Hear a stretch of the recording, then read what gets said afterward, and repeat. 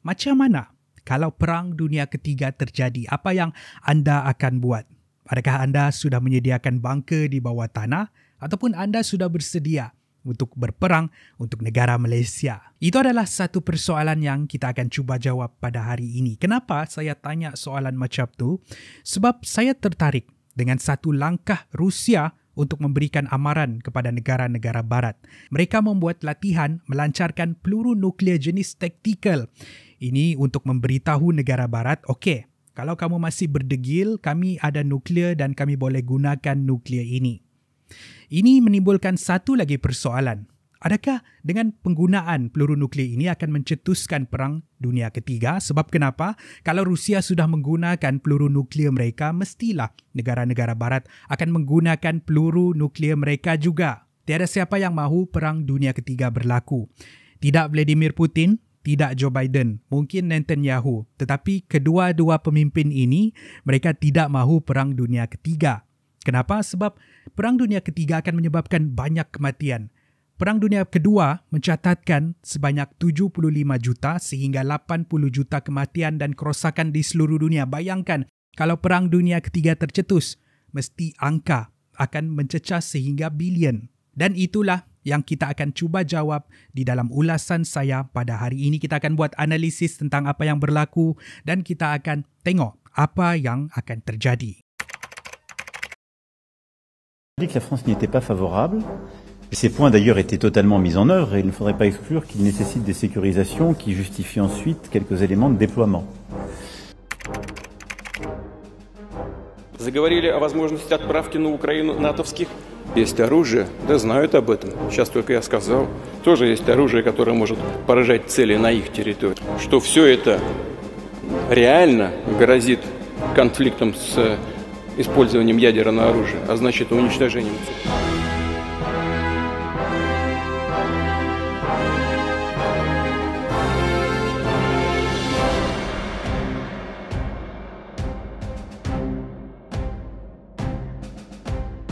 Saya melihat dengan dekat konflik-konflik ataupun isu global yang berlaku di seluruh dunia ni. Kepada mereka yang update kepada berita-berita antarabangsa, anda tahu banyak peperangan yang berlaku di sana sini. Tetapi di antara peperangan yang berpotensi mencetuskan Perang Dunia Ketiga adalah perang di antara Ukraine dan juga Rusia. Kenapa? Sebab ini melibatkan perang di antara kuasa-kuasa besar dunia. Ukraine disokong secara proksi oleh negara-negara NATO. Negara-negara NATO ni adalah Eropah, Amerika dan juga Jepun. Sementara Rusia mempunyai sekutu dia sendiri seperti China, sebuah negara yang besar dan kuat, dan juga negara BRICS. Dan buat masa ini, negara-negara NATO hanya berperang secara proksi. Mereka tidak mengisytiharkan perang terhadap Rusia, tetapi mereka membantu Ukraine melalui dana ataupun senjata. Buat masa ini, negara-negara barat dan juga Rusia di tahap perang mulut, belum lagi berperang secara fizikal. Masing-masing memberikan amaran, masing-masing mahu menakutkan pihak yang lain. Pada 3 Mei, Presiden Perancis Emmanuel Macron membuat kenyataan yang seakan menambah minyak di api yang membara dengan berkata kalau Rusia berjaya menakluki Ukraine, Rusia akan menakluki negara-negara sekeliling yang lain. Dengan itu, seakan memberikan ugutan. Emmanuel berkata Perancis boleh menghantar tentera di Ukraine kalau diperlukan. Pada 3 April pula, Setiausaha Agung NATO membuat kenyataan yang negara-negara NATO telah bersetuju untuk memberikan bantuan ketenteraan sebanyak 107 bilion dalam masa 5 tahun kepada Ukraine untuk menentang Rusia. Kawalan di sempadan-sempadan panas di Eropah diperketatkan, contohnya di Suwalki Gaps, sempadan di antara Poland dan Lithuania, di mana pakar meramalkan kalau perang tercetus di sinilah yang akan menjadi titik awal peperangan. Kenyataan-kenyataan ini semua adalah untuk memberikan amaran kepada Rusia untuk menakutkan mereka yang kalau konflik ini berterusan, bukan Ukraine sahaja tetapi negara NATO pun bersedia untuk berperang. Rusia menggelar ini sebagai satu tren yang memburukkan keadaan yang sudah berbahaya. Semasa ucapannya pada 9 Mei, Vladimir Putin membuat kenyataan yang negara-negara barat angkuh yang boleh menyebabkan konflik global. Apa yang Rusia buat untuk membalas amaran NATO ini? Pada 6 Mei, Vladimir Putin mengeluarkan kenyataan yang mereka akan melakukan latihan pelancaran peluru nuklear taktikal. Ibarat berkata, kamu ugut kami, okey, kami pun boleh hantar pesanan yang sama. Kamu tengok peluru nuklear yang kami ada. Sehari selepas itu, pada 7 Mei, semasa Presiden China Xi Jinping ketika lawatannya di Serbia, dia membuat kenyataan yang dia berjanji tidak akan melupakan serangan NATO terhadap kedutaannya di Belgrade, Serbia. Ini adalah kejadian yang berlaku 25 tahun lalu, membunuh 3 orang rakyat China. Adakah ini bentuk sokongan kepada rakan sekutunya, iaitu Rusia? Mungkin. Amaran-amaran daripada negara NATO ini menunjukkan yang mereka bimbang. Bimbang yang Ukraine diambang kekalahan. Kenapa? Sebab masalah kewangan Ukraine ini berkemungkinan akan menyebabkan mereka kalah di dalam perang menentang Rusia. Malah Presiden Ukraine Volodymyr Zelensky terdesak untuk mendapatkan dana daripada negara-negara barat. Selain daripada masalah dana ini, struktur dalaman Ukraine juga retak. Pada 9 Mei, dilaporkan 2 pengawal peribadi berpangkat kolonel Presiden Zelensky berkomplot untuk membunuh dia. Kononnya, mereka mahu memberikan kepala Presiden Ukraine kepada Vladimir Putin sempena pelantikan Vladimir Putin sebagai Presiden Rusia baru-baru ini. Selain daripada itu, 2 orang kolonel ini juga dituduh memberikan maklumat sulit kepada Rusia, maklumat sulit yang membuatkan mereka kalah di medan perang. Antara kebimbangan negara-negara NATO ini juga, mereka harus menyumbangkan dana kepada Ukraine untuk Ukraine terus bertahan.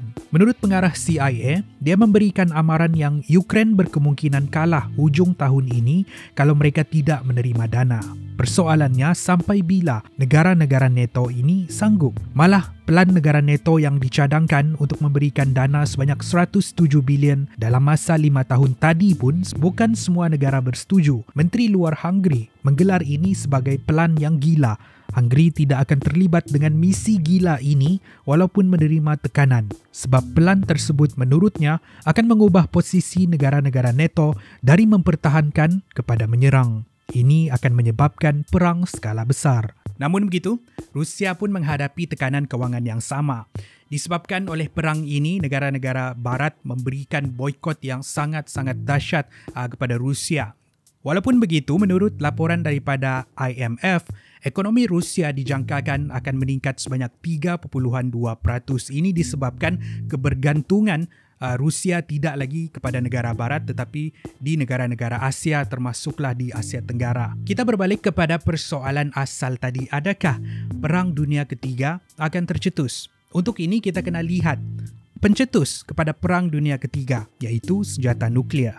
Tahukah anda, ada 9 negara yang mempunyai nuklear. 10,600 daripada 12,100 peluru nuklear ini dimiliki oleh Rusia dan Amerika. Ini diikuti dengan China, Perancis, UK, India, Pakistan, Korea Utara dan juga.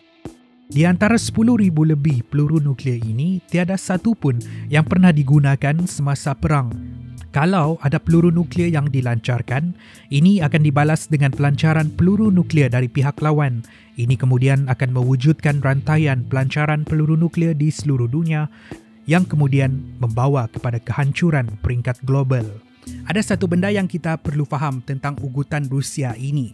Mereka menjalankan latihan melancarkan peluru nuklear jenis taktikal. Ada sebuah lagi peluru nuklear yang dikenali sebagai peluru nuklear jenis strategik. 2 jenis nuklear ini mempunyai letupan yang berbeza. Senjata nuklear jenis lebih kecil letupannya daripada senjata nuklear jenis strategik. Senjata nuklear jenis strategik ini yang boleh menghancurkan sebuah bandar, malah sebuah negara. Untuk melihat gambaran keseluruhan tentang peluru nuklear ini, kita tengok bom atom yang digugurkan di Hiroshima dan Nagasaki suatu ketika dahulu. Bom tersebut menyebabkan letupan 20 kilotons, sementara senjata nuklear jenis taktikal hanya boleh membuatkan letupan sebanyak 1 kilotons. Kalau Rusia membuat kenyataan mahu melancarkan senjata nuklear jenis strategik, maka kita semua harus berhati-hati. Silap-silap hari bulan tengok atas langit, jatuh senjata nuklear. Kalau peluru nuklear sudah digunakan di medan perang, maka di sinilah kita perlu bimbang. Setakat ini hanyalah amaran kosong, tetapi melihat situasi sekarang, apapun boleh terjadi. Semua ni membuatkan saya tertanya-tanya, apakah yang akan terjadi dengan Malaysia kalau Perang Dunia Ketiga tercetus? Adakah kita akan berperang dengan negara barat ataupun kita akan berperang untuk negara-negara Asia? Mungkin itu analisis dan persoalan itu kita akan jawab di episod yang seterusnya. Itu sahaja daripada saya hari ini. Saya rasa sebuah maklumat yang bukan sahaja menarik tetapi penting untuk kita semua tahu tentang isu semasa. Akan lebih banyak lagi ulasan-ulasan menarik seperti ini pada masa hadapan. Jadi pastikan anda subscribe kepada yang belum subscribe. Pastikan anda like dan juga share kepada rakan-rakan kita di luar sana. Dan jangan lupa muat turun aplikasi Ceritakan, sebuah aplikasi untuk berkongsi, simpan dan juga baca kisah seram. Okay? Sampai jumpa di episod yang seterusnya. Kupi-kupi go, menarik setiap kali.